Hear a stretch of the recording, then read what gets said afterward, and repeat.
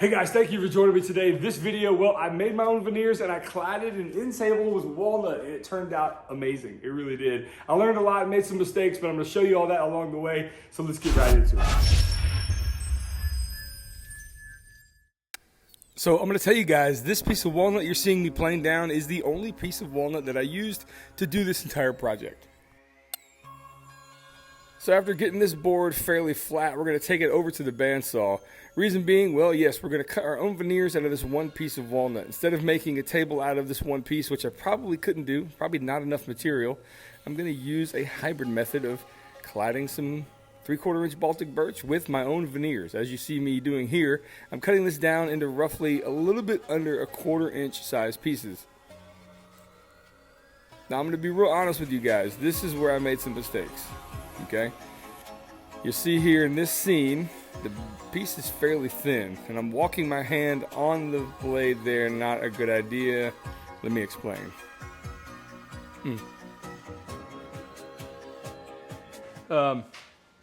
So I've luckily never really been hurt in a wood shop until now. I'm not really that hurt. I really got lucky with what happened.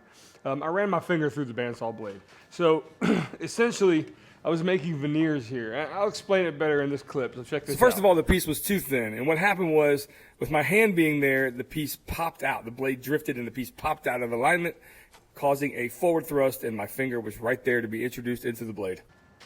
No excuse. I mean, there's none. This is something I shouldn't have been doing for just one more piece of material that I knew.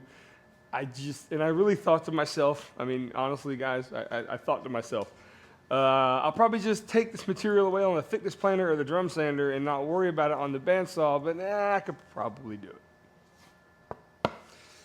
And there you go.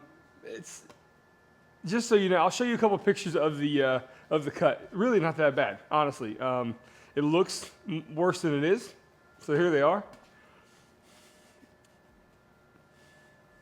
And the saving grace of this whole thing is that the blade was resting up against this piece of veneer. So even if there's a blade here and I put something through it, it's not going to go past the material and up against the fence and maybe cut the entire tip off.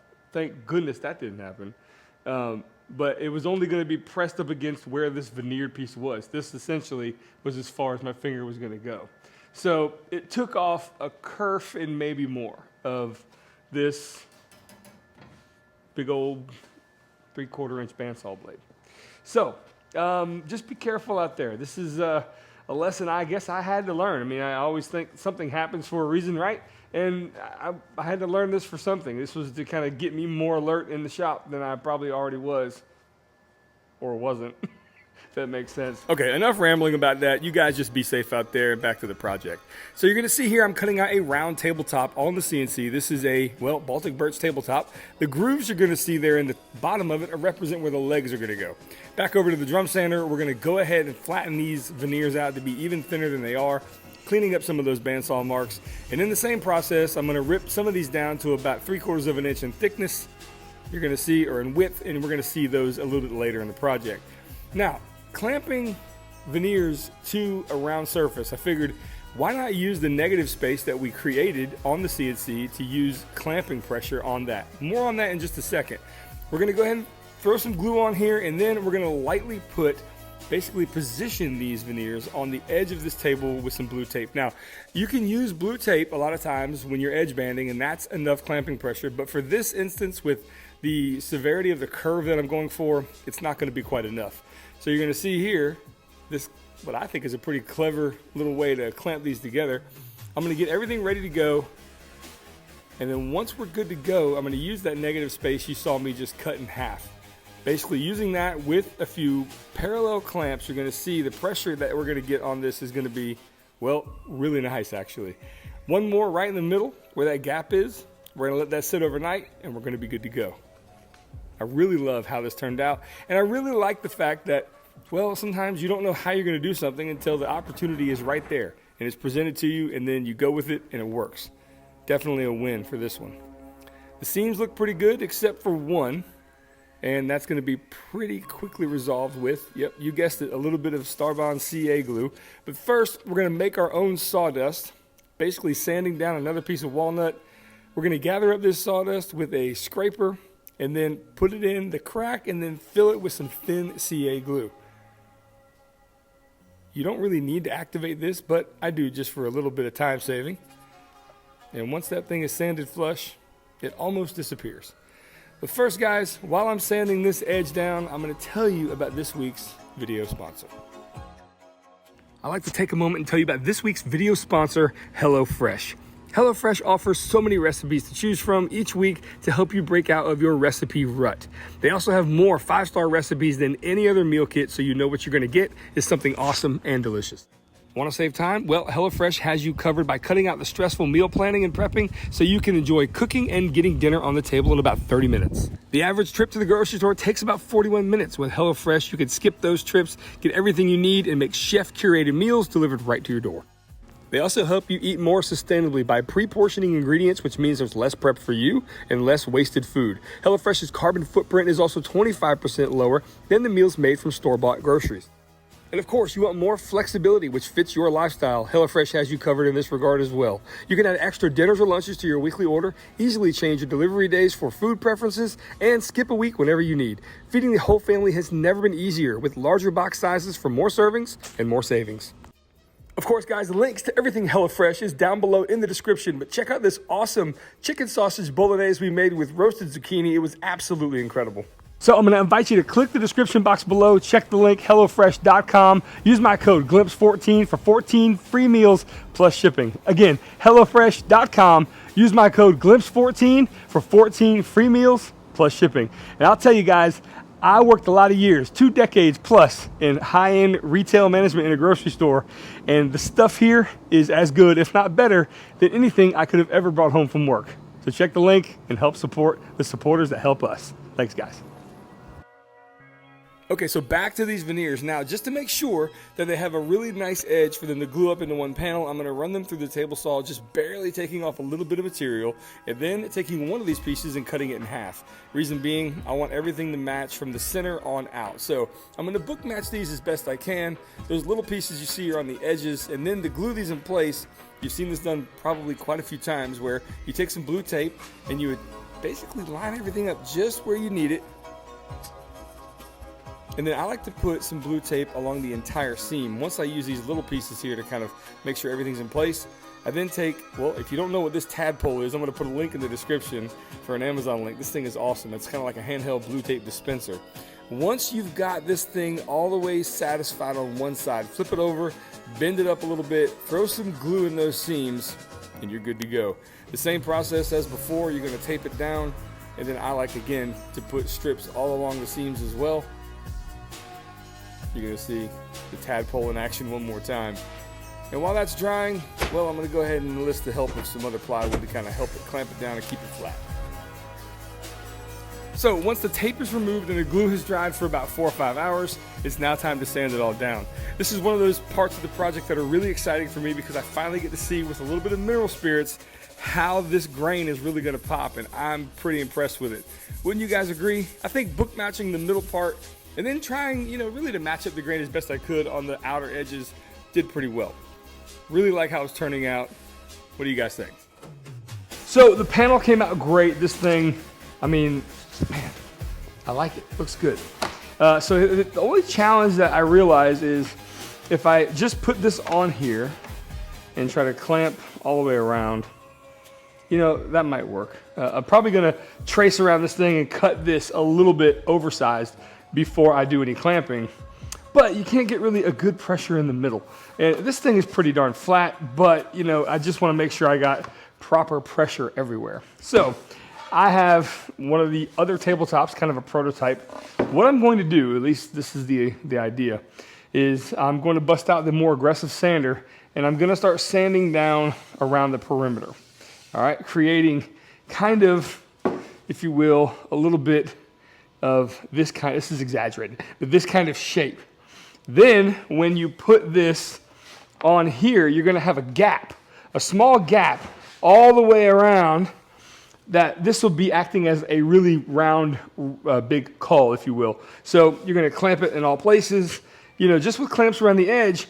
And by doing that, you're gonna be pushing the middle in as well because you have that concaved surface, convex, depending on where you are. Of course, concave is inward, convex is outward, you get it. So, all right, let's attempt it. Hopefully it works. So I'm going to use my more aggressive sander here, and I'm going to put some 60 grit sandpaper, taking this edge on this round piece down in kind of, well, a sloping manner. Now, I'm not sure if you can see this, but I'm trying to show you as best I can. There's a gap on either side or around the entire perimeter, okay? There's a gap here, and then there's also a small gap on the other side as well. And that's really going to allow me to get inward pressure because I don't have a clamp that has a deep enough throat to get into the middle. This is going to help me get the downward pressure I need in the middle of this piece. Now, taking a washer and a pencil, we're going to trace a line along the edge, a little bit oversized. I'm even going to cut it more oversized on this bandsaw as well. I'm going to make sure to keep my finger out of the blade too. And the process in which I glued this up, well, I shared it on Instagram. If you're not joining me on that platform, I'm going to put a link below, but here's how I announced it there. Hey guys, the other day I made some veneers, and I'm going to show you a tip that I use when I glue things down to a round surface. Check this out. First thing, gonna put a piece of laminate plywood down for any squeeze out, and yes, a lazy Susan is coming to the rescue. Check how satisfying this is. Move it along, get your glue in place, and then I take a scraper that I have a bunch of kerf cuts in, and I evenly distribute all this glue around. Pretty easy stuff. I then take my veneered panel, make sure it's lined up. I have another round caul that I'm using here to clamp it in place. We're gonna basically put these at 12 o'clock, 6 o'clock, all the way around. Tighten them down, make a small adjustment, and so after that little reposition, I'm good, right? No, I doubled it. It's not every day I empty out my small clamp rack, but this time I had to. Hope you guys have a great day. So if you're not following me on Instagram, I definitely invite you to check out the link below. Follow me there. I give people updates on things, doing stories, kind of fun stuff around the shop. Looking forward to interacting with you on that platform as well. Now, did it work? Yeah, it worked really well. This thing is turning out, no pun intended, turning out really nice. Next step in the process is to go ahead and eliminate that edge. We're going to use a flush trim bit on my palm router. Here's a pretty cool shot of the material being just hogged away. Now, on the edge, I'm worried about the grain I'm worried about tear out. So I'm going to do a little bit of finessing here with some climb cutting, basically going in the opposite direction you should, very lightly, and then back, and everything turned out great. A little bit of sanding, and now I'm going to put a chamfer on the top edge very lightly, just to kind of break the surface a little bit. This thing is turning out beautiful.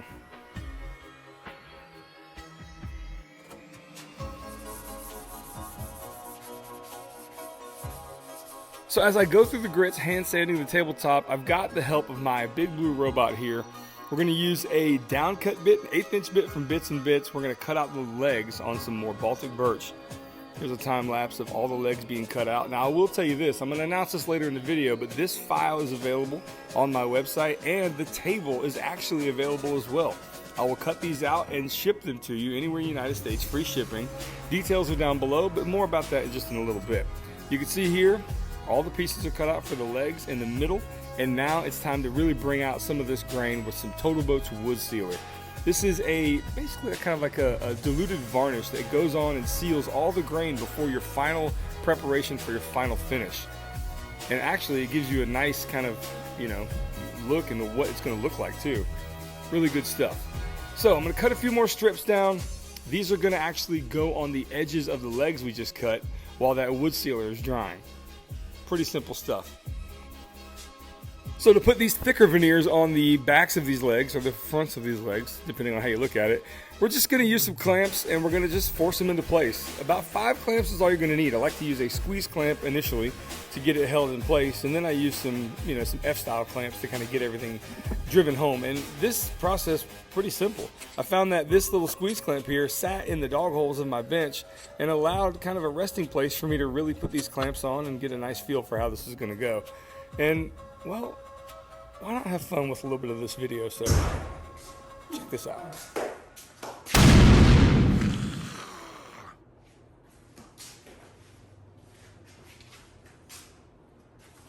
Don't move. Don't move. Get out of here. What are you doing? What are you doing? I mean, what's glued up? These things totally look like little crossbows or something, you know? I mean, come on. You gotta have fun, right? So, just so you know, I stopped the intruder, and the crossbow made of clamps really intimidated him, and he got out of there with the quickness. So I'm gonna show you a little trick too. This is some frog tape, really stretchable, low adhesion tape. And we're gonna put it along the bottom of this. And more about this later, but I've got a little visitor I want to share with you. This little guy's awesome. Look who I got. Hey, can you say hi? Say hi, bud. No. No? You don't want to say hi? 20. So, I'll explain this. Numbers, man. Numbers are the thing to him. I just wrote some. 2, 3, 4, 5, 6, 7, 8, 9, 10, Good job. 11, Yeah. All right, back to work, dude. So this end table is actually going to go in between my recliner and my couch. It's going to be right there in the heart of the home. And the strongest finish that I know is Total Boat's tabletop epoxy. This is kind of the unsung hero in terms of strong finishes. It's a 1-to-1 mix. Basically, you just combine them equal parts, stir them for a few minutes, transfer them into a different cup. This is hugely important. And then stir them again with a clean cup and a clean stick, and you're good to go. Pour it on. I like to kind of massage it in by hand once I've got it spread out, and then it self-levels. A little heat gun helps you disperse the resin around a little bit, getting rid of some of the bubbles, and you're going to be left with one coat. If you sealed your wood properly, which we did with that wood sealer, one coat is going to be all you need. Now, a little bug happened to get in there. A little shop trick I use when I need something sharp is to kind of twist a popsicle stick, and it gives you, a really sharp piece to kind of get something in or out, whatever you need. A little heat gun to kind of help self-level it again, and we let it dry overnight. Look how gorgeous that finish is. Holy mackerel. Woo! So while that's drying, we're going to undo our clamps from our, zombie killing crossbow things. And of course, we're going to sand these down as well. And I was debating whether I should put more veneers on the other side as well. But you know what? I think a mixture. That's sticky all over the floor. Who's this? Excuse me, what? What is it on the floor? What'd you say? Sticky? What is it? You know what that is? It's resin. Resin. It is. Goof. I'm silly? Hey, this is too loud. I like it to be loud. Wait, that's what you are. All right, let's get back to work. Come on. So I want to say one thing. You guys are so gracious about the kids in the videos. Thank you so much for all the kind words about them being in here and interacting. I really do appreciate it. Now, moving forward, I need to sand this thing down, and I don't want to mar up the surface. So I've got some peel and stick carpet tiles. These are from a local big box store. They're pretty cheap. And we're going to trim it off, and now I've got a surface that is non-marring. Basically, I don't want to scratch up this beautiful tabletop. So if I need to do work on the underside, I'm going to use it. Yep, there you go. Now, back to this tape. Failure. Didn't work at all. I've used blue tape before in the past, and it worked great. Something about this green tape didn't work. Just wanted to throw that out there. In case you do this technique, stick with the blue stuff. So we got one knot to deal with in the legs. Don't want that plywood showing with that glue. Pretty ugly. But Starbond CA glue to the rescue. The black variety with a little bit of activator covers it up nicely and makes it look great. So to tell you the truth, this is like the 5th or 6th generation of this table. I've been working on this design for quite some time, and this thing goes together pretty nicely. Now, of course, you've got storage on the top, but look underneath. You've got 2 small shelves for all kinds of stuff down there. I like to hide little remotes and for the TV so the kids can't get them down there. But either way, the bottom does need some finish. And my go-to spray-on finish is always Total Boat's Halcyon Clear. I haven't found a finish that's easier to apply and stronger. It's a great combination. You simply spray it on, or you can paint it on with a foam brush or a paintbrush. But I like to spray it. It really shines when you spray it. And 3 coats an hour apart with no sanding in between turns out great. And one more detail I need to share with you. I did put a chamfer on the bottom edge of this table after the resin was poured. And then I took a rag with some of that wood sealer and brought the color back into the walnut. That turned out great as well. Now for a little assembly, we're gonna drop these legs into those grooves. And if everything was measured just right, it turns out that this fits beautifully. Now there's a couple different methods you can attach the top to the table. Well, you can use glue. You can put some glue in there and put some weight on it and call it a day. But I like using these 90-degree small brackets. You'll never see them, and they look great. Now I'm gonna tell you before the big reveal a little bit more about this table. Hey, just want to pop in real quick and tell you that this table is available for you online. If you have a CNC, I've got the plans, a VCarve file, and a PDF and an SVG. They're on my Etsy store, links are down below. And I'm also offering to cut these out and ship them, flat pack them with free shipping as well. Links are down below. Check it out, I greatly appreciate it. Well, here it is, the big reveal. This thing turned out absolutely incredible. Look at the grain, look at the book matching. The final coat on the top is super durable, super great. And you could even fancy it up, by putting different little accoutrements underneath and on the top, and maybe there's a subliminal message here you're gonna see just in a second. But this table can be customized in any way you want. So like I said before, check the description, check out what I have to offer. You can do whatever you want with this table. Turned out amazing. Well, there you have it, guys. And like I said, this product is available for sale. If you would like to get one of these yourself, you can buy one. I'll cut you out one. You can do whatever you want to it. It's a really cool project. Or you can leave it kind of raw. It's a cool modern look as well. And also the plans are available too. The PDF, SVG, and VCarve profile are available for download too. So check the links below.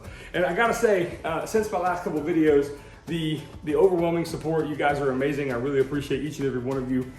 If you want to help support our channel like a lot of you have already, I'm going to link my Patreon down below. I've got a pretty cool reward system down there, especially for the higher tiers.